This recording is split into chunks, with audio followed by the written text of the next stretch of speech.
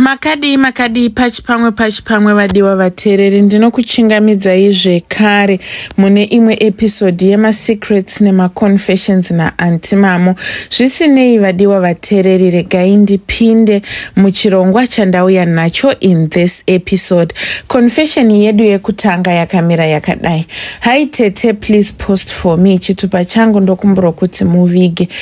Inini chazondisvitsa pano kutambudzika nhamo nemadzudzu chaizvo zvandisiri kuziva kuti ndoita sei. Ever since I started following your channel, handisati ndakambonzwa munhu ane problem yakaita seyangu. So I decided to vent so that kana pane mumwe akambosanganawo nazvo kana kuti ari kusanganawo nazvo andiudzewo kuti akakunda sei, zvimwe ndingabatsirikana. Ndiri musikana Tete ane makore ekuberekwa anosvika 28. Pandiri panapa handizivi chinonzi mukomana, though virginity handisisina zvangu, but inzwai my story kuti yakafamba sei. Inini Tete ndakashayikirwa namama vangu when I was in grade 6. Ndakakura ndiri mwana uya wekuti amai vangu vakaita zvekumitiswa ndokubva vaparadzana nababa vangu. Saka ndaingonzwa kuchinzi baba vangu inini vakazongoenda kuUK ndokunorovera ikoko. Saka ndakakura ndiri mwana wamama. Mama vangu unfortunately vakazoita cancer yemuchibereko ndokurwara ndokubva vashayika. Time yavakashayika inini ndakange ndatova nemano ndava kutoziva zvandaita because ndainge ndatova mugrade 6. Zvadaro Tete ndakabva ndatorwa nehanzvadzi yamama vangu aita kunge akabudirirawo kungewo ari nani. Upenyu hwangu hwese ndichikura kusvika mama vangu vazofa, ndiri munhu wekuti ndanga ndisati ndakambogarisana nehama. Ndakangokura ndichingori parutivi rwaamai vangu. Saka mushure mekunge sekuru vanditora, vanga vari vahombe kuna amai vangu, vakatanga kugara neni. Gogo vakandigamuchira, mudzimai wasekuru. I don't wanna lie, sekuruwo vaindibata zvakanaka. Kana dziri nhau dzekuchikoro vakandiendesa vakandichengeta, but pane kamwe kakuita kavaingoita so kandainge ndisinganzwisisi. Vane zvimwe zvinhu zvavakangokura vachindiitisa so zvandaisanzwisisa kuti zvainge zviri zviitetema moyo. Zvadaro chekutanga chavaindiitisa, vainditi izvoni ndisati ndarara Tete. Chekutanga ndaifanirwa kuti ndinge ndichitora beef mufiriji. Mufiriji maigara muine beef iri fresh kusanganisira nemaliver. Then ndobva ndaikatakata. Mushure mekunge ndakatakata beef iya neliver iya, ndaizongonozvigadzika mumba mandinorara. Makuseni ndichimuka ndaimuka zvisimo musina kana chinhu, but vamwe vana vavo vasikana vainge vasingavaiti izvozvo, uyezve vamwe vana vavo vasikana vainge vachirara vese mune imwe spare, but inini ndainzi ndinofanirwa kunge ndichirara ndega. Saka ndadaro Tete ndakatanga kurota hope dzekuti ndairota nyoka inenge ichiuya yopinda. Ndaitoiona nyoka iya ichipinda yakamisa musoro, yovhura door, yopinda yosvika yodya nyama yese inenge iri muplate. Kana yapedza kudaro yobva yakwira pamubhedha, yobva yatanga kundimonera ichirara neni. Handizivi hangu kuti munhu akamborara nemurume anenge akaita sei, but inini personally kutora mira kuzvitarisa kudai ndinotonyatsokuona kuti no, handisisiri a virgin zvamchose, but handitombozivi kuti chinyi chinonzi murume. Tete ndakamboedza kutaurira mbuya, but mbuya vaingondudza kuti zvinonetsa because sekuru vako ndikavaudza, he doesn't respond, havana kana zvavanombotaura kana ka1. Zvisinei zvinhu zvakaramba zvichienderera kumberi. Semwana handinawo zvandaiziva, chero kuti kunofambiwa, kunoendwa kumaprofita kana kuti kunoitwa sei. Takangorarama takagara takadaro. So one holiday takazosimuka inini nasekuru nemhuri yavo tichiti tiende kumusha. On our way tichienda kumusha Tete, pane zinyoka rakangokrosa kumberi kwedu. Mushure mekunge zinyoka iri rakrosa rakangomira, harina kudarika kusvikira sekuru vangu vazodzika. Vadzika vakasvika vakapfugama ndokukotamisa uso hwavo. Hakuna anoziva kuti vakataura kuti kudini, because vakangoti imimi everybody stay in the car, let me go and take care of this, because mukaita zvekutamba munomedzwa neshato dzemusango idzi. Vakangonoombera ndokubva vadzoka ndokupinda mota. Takadriva ndokuenda kusvika kumba. Saka takati tasvika kumba, sekuru vakabva vazondituma kumba kwevamwe sekuru again, but sekuru ava vanogara kumamisha. Vakandituma kuti ndinge ndichienda ndiri ndega. Apa it was a bit fun, ndingangoti zve about 3 kilometers. Ndakapinda murodhi zvangu ndokubva ndafamba ndichienda kwasekuru vaya. I was happy kuti ndinosanganawo nasekuru vangu, but ndichiri murodhi I got tired zvekuti ndanda kutanga kusviuka pakati pemakumbo semunhu anga asina kujaira kufamba long distance. Ndakabva ndati let me find a place pane mumvuri ndigare ndizorore then ndochizokontinya. Ndakanogara pazasi peumwe muti so wakaita muchakata, ndokubva ndatozorora ndiri paya. Painge paine mumvuri unotonhorera zvisingaiti, saka ndakatongorelaxa because muchakata uyu wanga wakagara pakaita kunge pachuru. Ndakabva ndagara ndakazembera nechepachuru paya, hope ndokubva dzatobata. Ndakarara tete. Mushure mekunge ndarara ndakatanga kurota hope dzandakatanga kurota ndichita like ndakatarisa mudenga mumuti muya ndiri kuona nyoka, exactly nyoka yakakrosa mberi kwedu dei ratainge tichiuya. Saka ndakapepuka ndichita zvekuvhunduka apa mumuti muchidonha nyoka ichita kuti pu. Then ndakabva ndasumuka ipapo ndiri speed ndokubva ndatanga kumhanya. Ndakamhanya for a long distance ndisina kana kucheuka ndichingovhunduka. Ndakazosvika kwasekuru kuya kwandainge ndaenda ndichivarondedzera zvenyoka yandainge ndaona. Vakangoti vana vanogara mumatauni munonetsa. Izvezvi pamwe munhu angosangana nekashanga nyoka akutoisa mbiri yekuti ndaona nyoka. Saka ndakabva ndazongorara kwana sekuru. Mangwana acho makuseni ndobva vatozomuka vachindiperekedza. Takati tichisvika kumba ndakazonotaurira sekuru vandainge ndabva navo kuti nyoka yandakaona nezuro ndichienda kwevamwe sekuru yanga isingaiti. Sekuru vakabva vangoti hakuzi kungovhunduka here. Ndakabva ndavaudza kuti no, the same snake yatakaona dei ratainge tichiuya kuno ndiyoyo. Ko ini ndazivei kuti sekuru vaiziva havo kuti nyoka yavo yainge yafana kutungamira.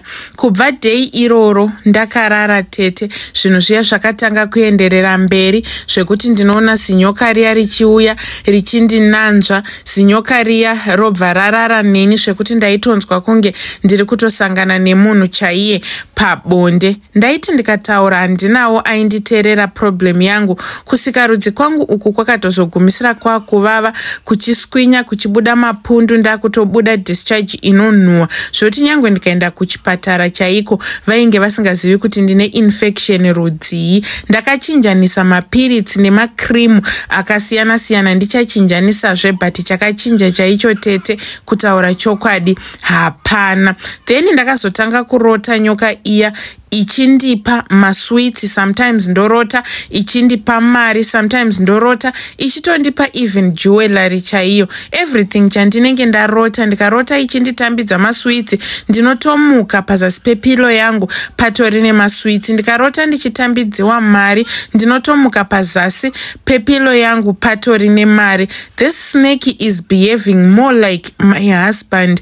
Zvese zvinhu izvi zvinotyisa. Ndikazviudza ambuya vangu kuti gogo, pindai muspeya mangu muuye muone. Tete vanongoona vopeta maoko vodzungudza musoro. Handizivi kuti gogo vanoziva here zvakabatwa nemurume wavo, o havaziviwo, o vakatofugidzwawo vakatodyiswa zvekuti havambogari kana vatsukunyuka. Vanongopeta maoko vodzungudza musoro vakamira, then vobuda vobva vangoti zvakaoma mufunge. Havana action yavanotora kana imwe plani yavanogona kuita. Ndakarara sometimes ndogona kurota amai vangu vachiuya kwandiri vachida kutaura neni kuti vandiudze zvekuita, but chinozoitika ndechekuti the moment mama vangu pavanotanga kutaura neni ndinenge ndichingoona muromo wavo uchimuvha but ndisinganzwi zvavanenge vachitaura. The moment yavanouya kuda kuti vange vachiuya kuzonditora, nyoka iya inobva yamira pakati pangu naamai vangu zvekuti amai vangu vanozongosvika pakudzokera vasina kana kugara vaita zvavanenge vavinga. Tete, moyo wangu unotorwadza zvisingaiti. I'm now beginning to think kuti maybe kufa kwakaita mama vangu vakatoshandiswawo nebrother yavo. Upenyu hwangu hwakaoma, handina chandinoshaya, sekuru vanondipa the best life, but manje kuti ndichikwanisawo kuti ndipinde marriage ndiroorwe kana kuti nyoka iyi isiyane neni hazvichaiti zvamuchose. Izvezvi ndakaudzwa kunzi mota, kana uchida mota, you can take any car panopamba and drive woenda kwaunenge uchida. Any of my cars tora unongodriver woenda kwaunoda. But tete, ndikakuudzai kuti sometimes even chero ndikatora mota yavo kuti ndibude nayo kudai so ndinosangana nemashura. Ndinogona kungoona nyoka iya iri pasiti repasaidi yakagara yakaita dutu yakaviga musoro wayo ipapo. I remember this other day ndakazoisiya kwandainge ndainda mota yavo ndikadzoka nekombi ndikavaudza kuti sekuru mota yenyu ndatadza kuidriver zvamuchose. Imota yeye kungoti unayo so inogona kutongobuda nyoka yodotanga kufamba zvekuti vanhu vanozogumisira vakufunga sekuti maybe inini ndini ndakaromba. Trying to make friends vekuti ndiwirirane navo kuti zvimwe pamwe kuda life ingaita nyore. Handina munhu anoda kuva padhuze neni. Vanhu vanongoita kakunditya so kavanoita handizivi kuti why. Uyezve tete, I'm not lucky when it comes to nyaya dzevakomana idzi. Zvakaoma, vakomana handitombozivi kuti ndotsanangura sei kuti munyatsokuzvinzwisisa, but just know kuti my situation and my life is very hard and tough zvekutodaro. Please tete, ndokumbirawo rubatsiro kana pane akambosangana nawo nenyaya yakaita seyangu kana kuti ari kuita go through the same yandiri kusangana nayo. Please ndokumbirawo andisherewo, mundipe nhamba dzake chero zvake asina help yaanokwanisa kundipa, but I just want us kuti tingoshare nyaya dzedu. Maybe I might find comfort kana ndikawanawo munhu ane situation yakaita seyangu. Vadiwa vateereri, ndo yanga iri confession yaHaidhi. Zvakaoma, mashura makuna chaiwo, zvinotyisa, hazvina kana kumira mushe, uyezve zvinonzwisa tsitsi. Upenyu hwenherera hwakaoma, mufunge. Zvakaoma, zvinorwadza. Anyway, vadiwa vateereri, tell us what you think. Sezvamangonzwa musikana uyu achitaura kuti it's not like kuti ndiri kungotsvaga vanhu vemweya chete vanobatsira. No, even munhu akatomboita go through situation yakaita seyangu, ndiri kudawo kuti ange achindibatsira ndinzwe kutiwo akakunda sei kana kuti ari kuzvifambisawo sei mulife make. Zvakaoma vadiwa vateereri. Feel free to leave a comment. Don't go without commenting because your comment can help and your comment can also save a life. Zvisinei, let us move over to our next confession. Hi Auntie Mamo, please post for me chitupa changu ndokumbiro kuti muvige. Tete, ndiri kutsvagawo rubatsiro, ndatambudzika. Confession yangu yakamira yakadai. Ndiri murume ane makore 48 ekuberekwa. Zvakaitika ndezvekudai. Ndakasanganawo nemumwe mudzimai wandakanyenga ndokubva ndadanana naye. Inini nditori nemhuri yangu. Kutaura chokwadi, I'm happily married, but the fact yekungoti varume hatigutsikane. Ndakamuchiva mukadzi uyu ndokubva ndataura naye ndokunyengana paya. Ndichimubvunza iye akandiudza kuti she's not married, hana murume, but ane vana vake vaviri. Inini izvozvo hazvina kuva problem kwandiri nekuda kwekuti mudzimai uyu ndainge ndamuda. Takawirirana zvatakawirirana nemudzimai uya, but mudzimai uya ainge akandipa mutemo iye wekuti iye hana muchikomba chinosvika kumba kwake. Kana tichida kuita zvesleep over kana zvekurara tinotoita zvemabookings, because haadi zvinhu zvinozomunetsa mangwana zvekuti kana munhu asingachamudi munhu oramba achimunetsa achiuya pamba pake. Uyezve haanga introduce munhu kuvana asati ava ready kuti ange achimuroora. kutaura. Ndakazviunderstanda izvozvo ndikagamuchirawo nekurespekta mitemo yake. Takagara tichidanana tete tichiita bonde, but chaindinetsa ndechekuti mukunovaka bonde kwandainge ndichiita nemudzimai uyu ndainonzwa kunge kumusoro kuya kukaburike kupedzisera kenhengo yangu kaya ndainzwa kunge muri kunopinda tsono iri kundibaya kana kuti ndainzwa kunge ndiri kunorumwa nenyuchi mukati mesikarudzi yangu. Zvisinei, I didn't pay much attention. Ndakangoti hameno. At first I thought kuti maybe mudzimai uyu ane siki. Ndikati kana iri siki ndichazoiona kubuda kwayo. Then ndakamirira nichifunga soti maybe siki iya ichabuda, but siki iya haina kana kutozombobuda zvamuchose. Takagara tichivaka bonde redu. Taiti kazhinji kana tikaita first round ndandisinganyatsokuzvinotisa kana kuzvinzwa, ndaizozvinzwa pasecond round. But inini handina kunge ndaziva kuti mukadzi uyu akaiswa madhibhura. Nyamba mukadzi uyu ainge ari munhu ainge atori nemurume wake, but murume wake ainge achigara kunze kwenyika chete. Then takaenderera kumberi tichidanana, bhebi ndichirichengeta, irowo richindipawo rudo. Hapana aiziva kuti umwe akaitwei. Ndipo pandakazoti 4 months mushure mekunge ndatanga kudanana nemukadzi uyu ndichisangana naye pabonde, makuseni oga oga ndichimuka tete ndiri kumuka ndichiita wet yeropa. In fact kwete wet yeropa, ndiri kumuka ndichitoweta ropa, blood chairo chairo ropa sezvariri. Ndirona ndiri kumuka ndichiburitsa kuweti kwangu. Ndakazomboti no, let me see kuti ropa randinoburitsa everyday rakawanda sei. Ndokuwana kuti ndiri kuburitsa 1 liter yese yandiri kuweta, ndichingoweta ropa roga roga tete. Zvisinei ndakabva ndamboedza kufamba, ndakangoudzwa kunzi izvoni nhau ingoripo ndeyekuti makarara nemudzimai akagadzirwa. Mukadzi wamakarara naye atori nerunyoka, uyezve munhu uyu kana asina kukubudirai pachena,